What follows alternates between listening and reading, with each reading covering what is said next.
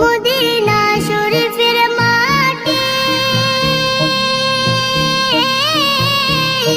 আমার চোখে মুখে বুকে মাখিও। এমন পবিত্র মাটি, এমন পবিত্র মাটি আমার নবীর রওজায়। তোমরা যদি যাও গো মদিনায়, তোমরা যদি যাও গো মদিনায়। ইয়া রাসূলুল্লাহ, ইয়া হাবিবাল্লাহ, ইয়া রাসূলুল্লাহ, ইয়া হাবিবাল্লাহ। মদিনা শরীফের মাঝে